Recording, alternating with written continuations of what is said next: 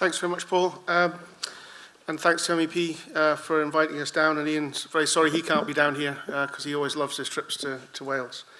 What I'm here today is, and it's been mentioned already, this ORJIP programme, which is really an example of collaboration and lessons learned at the same time. And this programme is sponsored by the Welsh Government, by Marine Scotland, and by the Crown Estate. And Aquaterra, Marine Space, and MEP have been taken on as a secretariat for that, for the pilot stage. And we've just come to the end of a year of activity, and it's perhaps a good time to reflect on the importance of lessons learned in the environmental area, which ORJIP is focusing on.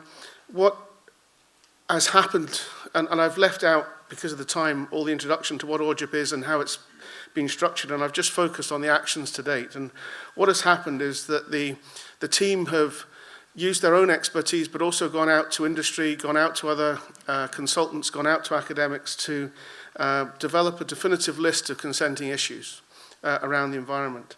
And the aim of this was to try and de-risk the consenting process. Many people have said that consenting can be an uncertain time for a project, and that you can end up wasting money on things that are perhaps not a key focus. So the first thing is, what are the key issues that are associated with the consenting process?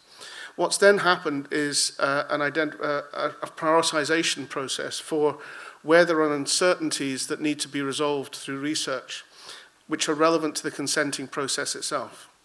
And that's the first specific task, because this isn't about research into marine energy, and it's certainly not research into the marine environment in general. This is about issues that are relevant to the consenting of marine energy devices.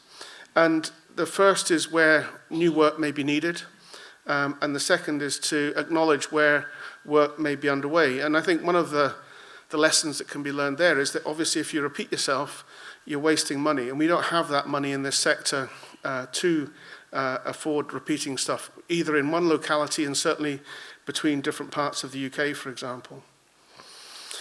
What ORJIP has then gone on to do is to prepare outline project plans. So it's not just said this is a priority, it's suggested a mechanism based on the collective wisdom of the consultees, a mechanism of how that issue could best be resolved.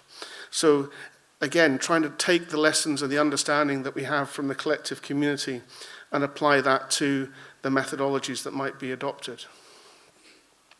Very importantly, whenever we get involved in analysing where we are, we always talk about a gap analysis, but very few times do we talk about what we know and the things that aren't gaps. So one of the most important things is that there's a list of issues that are actually no longer needed to be looked at because it's felt that either they're not significant or that we have enough certainty to know what the issues are. And it's maybe worth remembering as a sector that whenever we do a gap analysis, we should always talk about what we know. And I think that relates things like the basis of design as well. There's things in the basis of design that you won't know, but there's also things in the basis of design that you can know, and it's understanding those very well. So what's interesting in terms of those things that are in this process no longer considered as key strategic issues, I've listed those there. So many of the noise-related issues associated with marine energy are not considered priority tasks.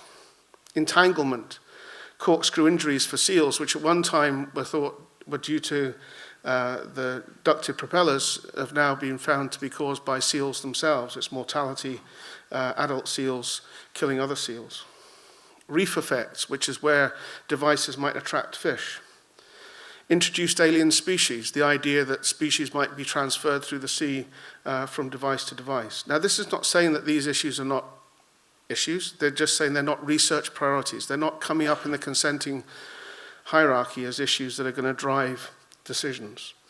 Entrapment of wildlife, the barrier to movement, benthic, impacts on the seabed animals. We know what's going to happen to the seabed animals. We know when we're going to put a device of the type that we have on the seabed. We know what's going to happen, so we don't need to research that. The hydrographic changes associated with generating energy are not things that are considered consenting risks. Changes to the physical conditions, beach processes away from the development, erosion, the seabed dynamics. These are not considered risks by the regulators from the types of projects that we're looking at. And then finally, impacts on fisheries, shipping and tourism. Again, these are not saying that these are not realities that have to be faced, but there isn't a need to go and research them again and again and lead to delay and cost for the sector. And the final part of the process has been to provide a listing of all the identified issues in a transparent way so that other people can see the rationale for why they've been listed as high, medium or low priorities. And the expectation is that as we progress as a sector, we'll have more issues that become not high priority issues because we've resolved them or we found out that they're not as significant as we thought they were. So we're expecting to see more issues moving from the high priority area to areas where there's no longer the need for that research to take place. And all of this is documented in what's called the Forward Look document, and that's on the ORJIP website and can be downloaded. A number of you I know in the room have contributed to that, and I think it's as Paul said, it's been well regarded, the output, I think, because it's concisely shown the collective wisdom of the sector.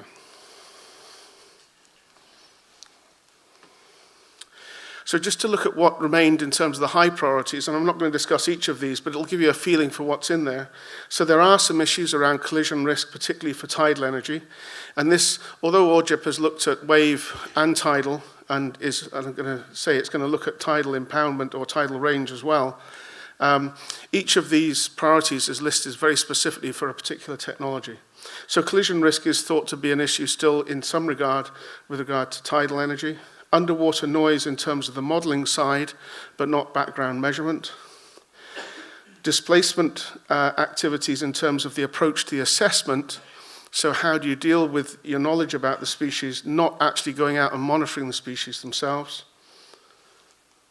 Oh, sorry. On the regulatory issues, there's a process which basically assesses the number of animals in a population which has been used to manage possible mortality, but it's been shown that this isn't a mechanism that can be used going forward, and so we need to find a better way of doing that. And there's also other priorities around how to manage risk and uncertainty in the regulatory process. If we do look at other industries, and this is maybe a time to reflect, if we look at other forms of energy generation, and some of the questions that were asked in the first session were maybe reflecting on this, if we look at the nuclear industry, if we look at the oil and gas industries, these industries have profound effects on the environment. In the case of fossil fuels, a hugely profound effect on the environment. And if we look at what's happening with the marine energy sector, it's very hard to see mechanisms of the same scale coming from this sector. So we need to think of the risks that marine energy poses to the environment compared to our existing forms of energy generation. Other high priority areas around the development approaches for assessing potential impacts on shipping and navigation. And then finally on the socioeconomic side, and this is something that's come into the ORJIP scope, not just about the bugs and bunnies, but about the people and communities as well, which has already been referred to as very important in Wales and in other remote and rural areas where marine energy is taking place. So we need to have further understanding about the potential opportunities and the impacts that the marine energy development can have on those rural communities. So the next steps for ORJIP, it is a collaborative, liaisive type process, so that's going to carry on. There's a need to get support, as Paul pointed out, and that's going to hopefully come not only through industry, but also through public sector support and EU support. There is a research database and gap analysis which is going to be maintained. So we're not saying this is a line in the sand and this is forever what it's going to be. As I said, we're going to see topics moving from high priority to low priority areas. There is going to be a move to include tidal range technology classes which hadn't been covered to date. And there's ongoing dissemination that's planned both through the website and through events like this. So thank you very much for listening.